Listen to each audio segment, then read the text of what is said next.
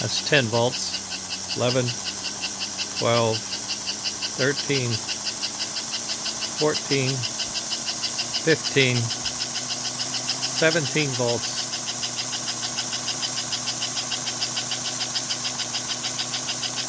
And I need to regulate the smoke. It's too hot.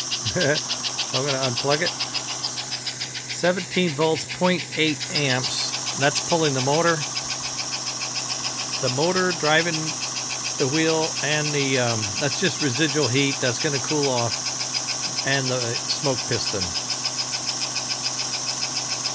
If you have the boss in the casting, you see that, then I press a bronze threaded insert in that hole, and then I have a spacer and a gear, and I screw that on the short shoulder screw from Flyer. That stabilizes it on a small ball bearing, so it spins quite freely.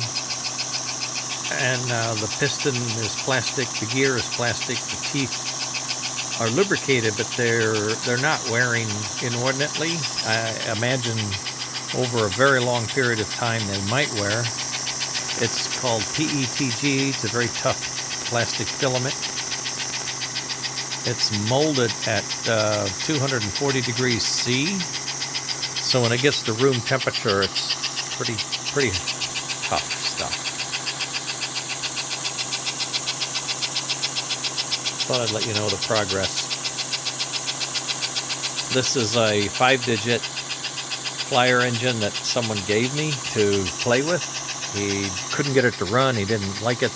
The reverse unit didn't work, and the armatures didn't seem to work. So I'm going to put it on my control board for digital reverse in a few minutes, and then I'm going to try it on the track later and see what we get for pull power.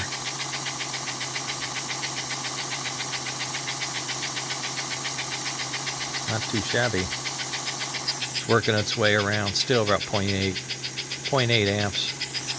And that's with the gear and the DC fields and the smoke piston. No smoke. Smoke's not turned on.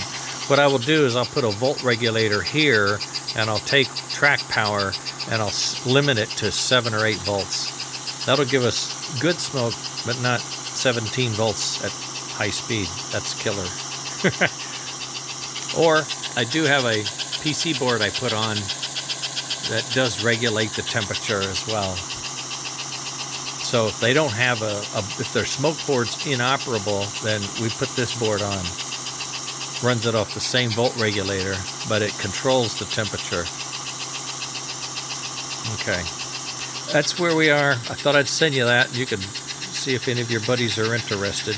This is made to the exact specification of the Flyer piston.